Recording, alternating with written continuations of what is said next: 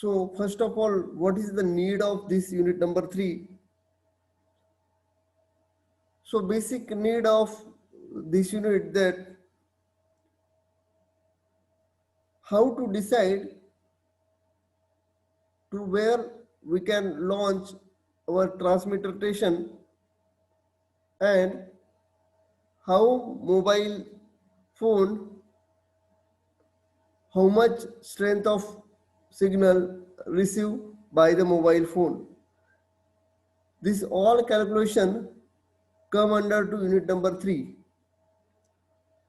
So I am reading one or two lines regarding radio propagation, and I explain all these things in front of you. The mechanism behind electromagnetic wave propagation are diverse, but can generally be attributed to reflection, diffraction, and scattering. Most cellular radio systems operate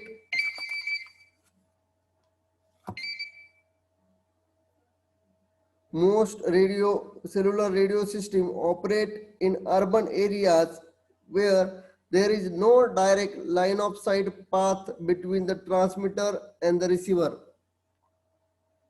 Wait a minute. And where the presence of high risk building cause several diffraction loss. Due to the multiple reflection from various objects, the electromagnetic waves travel along different paths of varying length. The interaction between these waves cause multipath feeding at a specific location, and the strength of the waves decrease as the distance between transmitter and receiver increase. So we have one diagram with us.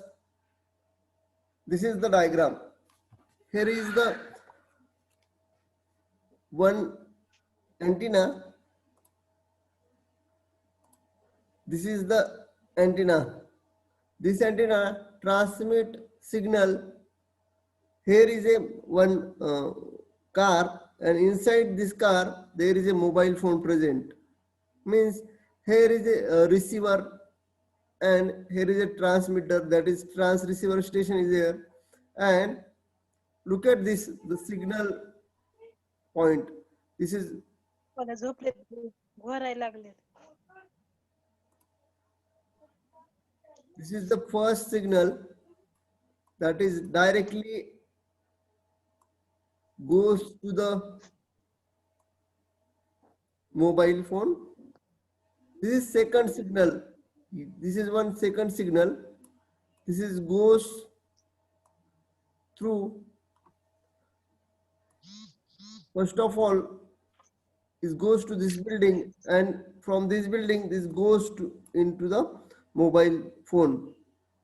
Next one, this is one third signal, and from this goes to the this car. Next one, this is the obstacle of humans, where is the signal goes and reflected from the humans. This is fourth one, and this is the one of the environmental changes. So from environment also some changes, and this is the fifth one. So how much signal is from one tower to one mobile station? There is a 5 signals, and only one is line of sight. Yes, Mahalay Vaishnavi, any doubt? Mahalay Vaishnavi. So this is the free space propagation model. In that, first of all, this is the propagation happens when one signal is goes with as a receiver end, there is a 5-way it's come into in that. So look at this strength also. Here is a strength of signal. Here is a strength of this signal, and look at the strength of particular time. This is the strength at the receiver end, that is somewhat decreasing.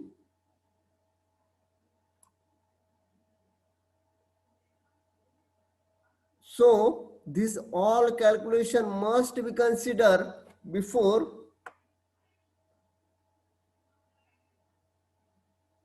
we placing base station, and how the strength be there for mobile station, because what is the use of this propagation model? What is the use of this propagation model? The propagation models basic goal of propagation model, that is first goal. ये जो हम model देखने वाले हैं, जो भी मतलब जो फ्री स्पेस मॉडल है, या आपका जो फ्री स्पेस होने के बाद आपका आउटडोर मॉडल है, इसके बाद आपका इंडोर मॉडल है, तो ये सभी मॉडल हम क्यों देखने वाले हैं, उसके पीछे का रीजन. तो basic goal of propagation model. तो first goal of propagation model to predict magnitude. Listen carefully. The basic goal of propagation models predict magnitude and speed of received signal, strength, fluctuation और short distance time duration. मैं फिर से repeat करता हूँ. Predict magnitude and speed of received signal, strength, fluctuation or short distance time duration. Second one, predict average received signal strength.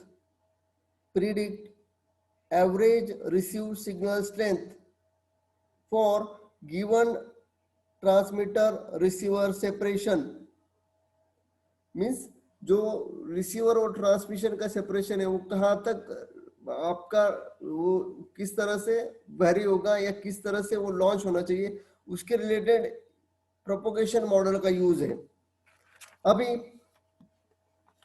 देखो propagation model में यहाँ पे आपको अगर दिख रहा होगा तो ये जो फर्स्ट वाला लाइन है ये लाइन ऑफ साइट है. Line of site directly 1-to-1 communication, और सेकंड थर्ड फोर्थ फिफ्थ ये जो है नॉन लाइन ऑफ साइट, मतलब डायरेक्टली नहीं है, वो कहां से रिफ्लेक्शन होके आ रहे हैं, कहां से तो रिफ्लेक्शन होके आ रहे हैं. तो आपके दो टाइप्स के सिग्नल आपके मोबाइल के पास आते हैं, एक लाइन ऑफ साइट और एक नॉन लाइन ऑफ साइट. अभी देखो मैं सुबह आ रहा था ट्रैवल करके, तो मेरा आज ध्यान सभी तरफ इधर ही था कितने टावर होंगे, मतलब टावर कितने आते जाते वक्त. तो लाइन ऑफ साइट मतलब क्या, डायरेक्ट टावर से आपके पास डायरेक्टली सिग्नल आता है, it is called as line of sight. अभी देखो आप बिल्डिंग में रहते हो, आप घर में रहते हो, तो वो जो सिग्नल आपको डायरेक्टली नहीं मिलता है, वो कहाँ तो भी किसके अंदर से तो भी आके आपके पास पहुंचता है, या कहाँ से रिफ्लेक्शन होके डाइवर्जन होके आपके पास आता है. तो जो डाइवर्जन होके रिफ्लेक्शन होके आपके पास आता है, it is called as a non line of sight signal. और ये दोनों का इंपॉर्टेंस है, मतलब LOS और NLOS, ये दोनों का भी इंपॉर्टेंस है. कहाँ पे, आपके ये जो भी मॉडल हम देखने वाले हैं प्रोपोगेशन मॉडल, इसमें. और अभी हम यहाँ पे देख रहे हैं कि हम ऐसे बिल्डिंग को ऐसे आगे पीछे नहीं कर सकते. अभी बिल्डिंग को तोड़ डालो, मुझे सिग्नल नहीं मिल रहा है, या ये इंसान को बाजू में कर दो, मुझे सिग्नल नहीं मिल रहा है, ऐसे नहीं कर सकते हम. तो ये सब चीजें ध्यान में रख के किस तरह से जो रिसीवर है उसके पास आते आते कितने पावर का सिग्नल मिलेगा, ये कैलकुलेशन सबसे इंपॉर्टेंट है। और उस हिसाब से आपका ट्रांसमीटर स्टेशन इस्टेब्लिश होता है। और वो ट्रांसमीटर स्टेशन का जो कैलकुलेशन है वो होने के बाद दूसरा ट्रांसमीटर स्टेशन कहाँ पे इस्टेब्लिश होना चाहिए, तो उसका भी एक कैलकुलेशन होता है। मतलब कि ऐसा नहीं है कि डायरेक्टली डाल दिया किधर भी बेस स्टेशन लगा दिए काम हो गया, ऐसा नहीं होता है। बेस स्टेशन का भी इस्टेब्लिशमेंट करने के लिए बहुत कैलकुलेशन होते हैं, सभी चीजों का ध्यान रखा जाता है कि किस कहाँ तक उसका रेंज आएगा और दूसरे टावर का रेंज कहाँ तक आएगा। ये रेंज का कैलकुलेशन जो है ये प्रोपोगेशन मॉडल आपको दिखा रहे हैं। अभी उसमें मैं रीड कर रहा हूं, आप सुनो। Propagation models have traditionally focused on, ध्यान से सुनो, propagation models have traditionally focused on predicting the average received signal strength at the given distance from the transmitter, as well as variability of signal strength in close spatial proximity to a particular location. Propagation model that predict the mean signal strength for an arbitrary transmitter receiver separation distance and useful in estimating the radio coverage area। यहाँ पे सबसे important है इसका क्या है, useful in estimating the radio coverage area of a transmitter and are called large scale propagation model. Since the characterized signal strength over the large transceiver separation distance, propagation model that characterize the rapid fluctuation of the receiver signal strength over very short travel distance or short time are called small scale or fading model. So जब small scale पे या short distance के लिए कोई calculation होता है तो it is called as a small scale model. Free space propagation model हम देख रहे हैं फर्स्ट, तो हम स्टार्ट करते हैं। अभी ये समझ में आ गया आपको कि हम क्या देखने वाले हैं कि किस वे से सिग्नल कैलकुलेट होता है, किस वे से सिग्नल की स्ट्रेंथ कैलकुलेट होगी एंटेना की तरफ से मोबाइल की तरफ आते वक्त। ये जो कैलकुलेशन है ये यूनिट नंबर 3 में हम देखने वाले हैं। शुरुआत करते हैं हमारा सेशन जो लेक्चर है यूनिट नंबर 3 का part, free space propagation model. So what is mean by free space propagation model? So the free space propagation model is used to predict received signal strength when the transmitter and receiver have a clear unobstructed line of sight path between them.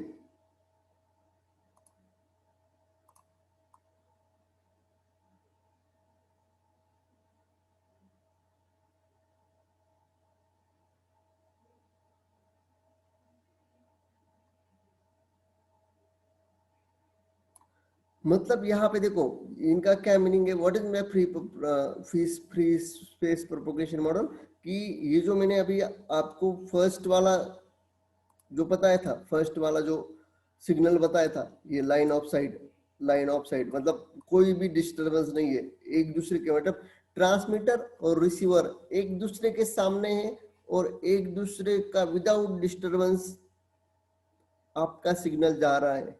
It is called as a free space propagation model.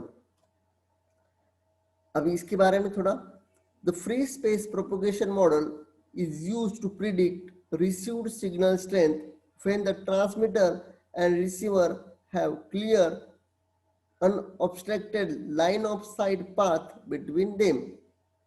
Satellite communication system and microwave line of sight radio link typically undergo free space propagation model. मैं फिर से बोलता हूँ, satellite communication systems and microwave line of sight radio links typically undergo free space propagation.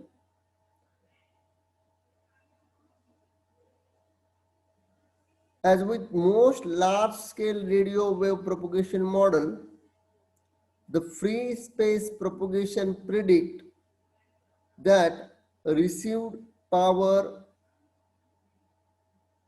as a function of transmitter separation distance raised to the some power, the free space power received by the received antenna, which is separated from the radiating transmitter antenna by the distance d. So this is the free space propagation model, and this is the formula of free space propagation model. And this free space propagation model only applicable for line of sight transmission. The free space power receiver antenna, which is separated from radiation transmitter antenna. So there is a space equation, free space equation is there, that is PR is equal to PT GT into a PT into GT into GR lambda square divided by 4 pi square D square L. So look at this, आपको सिर्फ क्या, so it is Flynn's free space equation. PT means what? कि transmitted power. PR means क्या? Received power, मतलब कितनी power receive हुई, मतलब PR, ये देखो यहाँ पे ये जो है आपका ये PR है, मतलब रिसीव्ड जो रिसीविंग स्टेशन है, ये रिसीविंग स्टेशन जो है वो एक्चुअल में कितनी पावर रिसीव कर रहा है, ये सबसे इंपॉर्टेंट है। और हमको वही यूनिट नंबर 3 में देखना है कि किस वे से मॉडल्स प्रेजेंट है, किस वे से, अब ये से फ्री स्पेस प्रोपोगेशन मॉडल है, मतलब कि क्या कि किस वे से वो कैलकुलेट करेंगे कि लाइन ऑफ साइट ट्रांसमिशन हो रहा है, ये ट्रांसमीटर है, ये रिसीवर है, और रिसीविंग पावर जो है ये कैलकुलेट करना है। जहां पे रिसीविंग पावर लो हो जाएगा, इसका मतलब क्या हो रहा है कि वह उस डिस्टेंस तक ही सिर्फ ये जो एंटीना है उसका क्या आ रहा है, सिग्नल आ रहा है, उसके बाद नहीं पहुंच रहा है। मतलब उसके बाद उनको क्या सोचना है कि अभी इसके बाद के लोकेशन को पावर देने के लिए मुझे और एंटीना चाहिए, और एंटीना चाहिए। ये सबसे इंपॉर्टेंट है यहाँ पे। मतलब क्या हो रहा है कि आपको ये जो मॉडलिंग है यहाँ से क्या समझ में आ रहा है, ये बात समझ लो कि इससे क्या समझ में आता है कि जो वायरलेस इंजीनियर है उसको ये समझ में आएगा कि मुझे अभी कहाँ पे मेरा transmitter station, trans receiver station establish करना है, क्योंकि अभी यहाँ तक ही उसका पावर जा रहा है, इसके बाद नहीं जाएगा। तो इसके लिए ये सभी प्रोपोगेशन मॉडल है। तो उसमें फर्स्ट प्रोपोगेशन मॉडल जो है वो फ्री स्पेस प्रोपोगेशन मॉडल, और फ्री स्पेस प्रोपोगेशन मॉडल का फर्स्ट एंड लास्ट मीन ये है कि only applicable for line of site, only applicable for line of site transmission, मतलब जहां पे कोई भी ऑब्स्टेकल नहीं होगा, दोनों ट्रांसमीटर और रिसीवर स्टेशन एक दूसरे को देख पा रहे होंगे, या डायरेक्टली एक दूसरे का जो कम्युनिकेशन है वो विदाउट इंटरप्टिंग हो रहा है। तो इस वक्त वो the free space power received antenna separate from the radiation transmitter antenna कितना डिस्टेंस होना चाहिए, तो ये कैलकुलेशन के लिए मतलब डिस्टेंस कितना होना चाहिए एंटीना और ट्रांसमीटर का। अगर ट्रांसमीटर और आगे जा रहा है तो मुझे और उस जगह पे एंटीना एस्टेब्लिश करना पड़ेगा। तो इसके लिए ये फॉर्मूला है, ये फॉर्मूला है, और हम ये फॉर्मूला देखने वाले हैं। अभी देखो Fink's free space, it is also called as a Fink's free space equation. It is PT is equal to transmitter power. यहाँ पे PT है, ये PT है ट्रांसमीटर पावर, ये रिसीव्ड पावर है PR, PR क्या है रिसीव्ड पावर है। इसके बाद ट्रांसमीटर गेन GT क्या है ट्रांसमीटर गेन, देन GR क्या है रिसीवर गेन, D क्या है distance of transmitter separation receiver, transmitter receiver separation, D is equal to D, यहाँ पे देखो D यहाँ पे, ये D यहाँ पे, तो D का मतलब क्या है distance of transmitter and receiver separation. L क्या है सिस्टम लॉस फैक्टर, L ये L है। System loss factor means what कि वो अंदर का जो इक्विपमेंट है उनकी वजह से कुछ लॉस हो रहा है क्या वो ट्रांसमीटर पावर में, it is called as a system loss factor. इसके बाद नेक्स्ट है wavelength in metre, lambda is equal to wavelength in metre.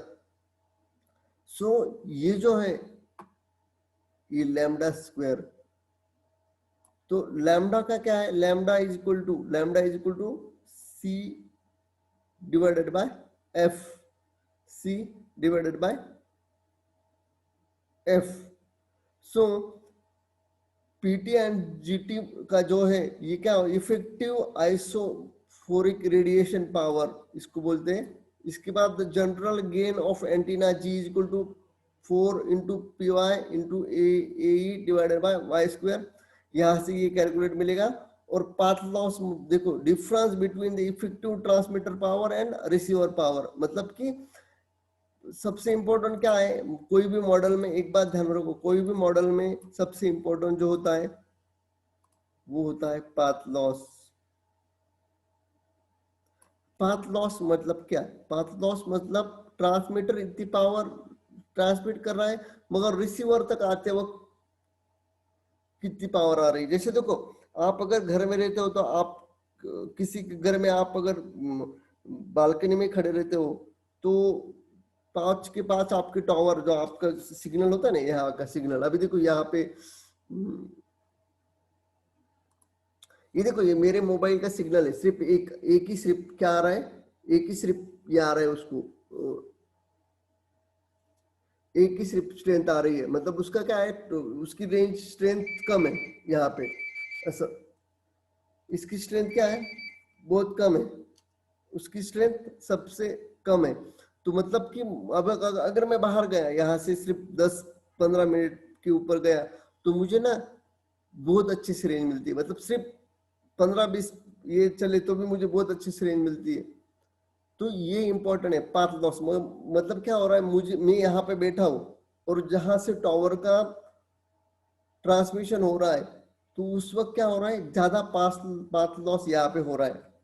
अगर मैं 10 मतलब आगे सिर्फ अपने इधर गया मतलब बाहर निकला ये लैब के बाहर तो मुझे पावर अच्छे से मिलती है। तो पाथ लॉस क्यों हुआ, क्योंकि ये हर्डल्स है बीच में, ये बीच में मिसेज लैब है पार्टीशन है ये, तो डिस्टरबेंस है आपके, तो जो सिग्नल का डिस्टरबेंस होते हैं वो कैलकुलेट करने के लिए, मगर ये फ्री स्पेस प्रोपोगेशन मॉडल में नहीं है। फ्री स्पेस प्रोपोगेशन मॉडल का इंपॉर्टेंट यही है कि लाइन ऑफ साइट ट्रांसमिशन होगा और उसमें पाथ लॉस कितना होगा difference in dB between the effective transmitter power and the receiver power क्या होगी, ये यहाँ पे सबसे इंपॉर्टेंट रोल प्ले करेगा। फ्री स्पेस प्रोपोगेशन मॉडल का ये फॉर्मूला है, इस तरह से आपका कैलकुलेशन होता है फ्री स्पेस प्रोपोगेशन मॉडल का कोई भी एंटीना का जो ये है। तो इसके लिए आपको सिर्फ एक क्वेश्चन आपको नहीं आएगा, सिर्फ आपके लिए मैं बोलता हूँ, if 50 watt is applied to unit gain antenna with 900 megahertz carrier frequency, find the receiver power in decimal at free space distance of 100 meter from the antenna with 10 kilometer far from receiver. अभी देखो ये इससे क्या होगा कि calculation देखो ये इस तरह से क्वेश्चन पूछते हैं, इस तरह से क्वेश्चन पूछे जाते हैं, मगर आपको नहीं आएंगे क्वेश्चन। मैं सिर्फ आपको क्यों बता रहा हूँ, क्योंकि एक्चुअल में क्या है, मतलब सर ये क्यों होता है, तो ये क्या है कि एक एंटीना से रिसीवर तक पावर का लॉस कितना हो रहा है, और अगर लॉस होने के बाद मुझे और वो पाथ लॉस को रिड्यूस करना है, तो मुझे और दूसरी जगह पे कहा तो भी एंटीना इस्टेब्लिश करना पड़ेगा जो कि उसको सर्विस देगा। मतलब कि ये सब चीजें जो है वो पाथ लॉस जो है, वो सिग्नल जो है आपको मिलने वाला वो, इसके बाद आपको मिलने वाला जो भी चैनल है, उस चैनल की स्ट्रेंथ कितनी है। बहुत बार ऐसे होता है कि हम बोलते बोलते हमारा फोन कट जाता है, क्यों होता है, क्योंकि पाथ लॉस हो जाता है। अपना वो जो ट्रांसमीटर पावर है और रिसीवर पावर में डिफरेंस हो जाता है, रिसीवर पावर उतनी रिसीव में नहीं आती। ये इंपॉर्टेंट है किसमें, आपके पाथ लॉस में। तो फ्री स्पेस प्रोपोगेशन मॉडल का ये फॉर्मूला है, और मैंने आपको ये क्वेश्चन भी यहाँ पे बताया। फिर से रिपीट करता हूँ, if 50 watt is applied to the unit gain antenna with 900 megahertz carrier frequency, find the transmitter power in dB at free space distance of 100 meter from the antenna, it is 10 kilometer, assume unit gain for RX antenna. मतलब आपको antenna यही काम है unit number 3 का, कि किस तरह से एंटीना का इस्टेब्लिशमेंट होता है और किस वे से, क्योंकि उसको भी कुछ मैथमेटिकल कैलकुलेशन होता है कोई भी एंटीना किस जगह पे इस्टेब्लिश करने के लिए। तो ओके, तो लेस देन 1 मिनट बाकी है। नेक्स्ट लेक्चर में हम नेक्स्ट जो टॉपिक है वो लेंगे। आज के दिन हमारा फ्री स्पेस प्रोपोगेशन मॉडल खत्म होता है। इसके बाद नेक्स्ट जो है वो प्रोपोगेशन मैकेनिज्म देखेंगे नेक्स्ट यूनिट में। Okay, so thank you very much. और अटेंडेंस बहुत कम थी आज, पता नहीं क्यों, मगर देखते हैं कल कल के लेक्चर में 1:20 को फिर से है, तो क्या पता उस वक्त भी ऐसे 30 रहेंगे, तो बघावं लागेल बघा। Okay, so thank you very much.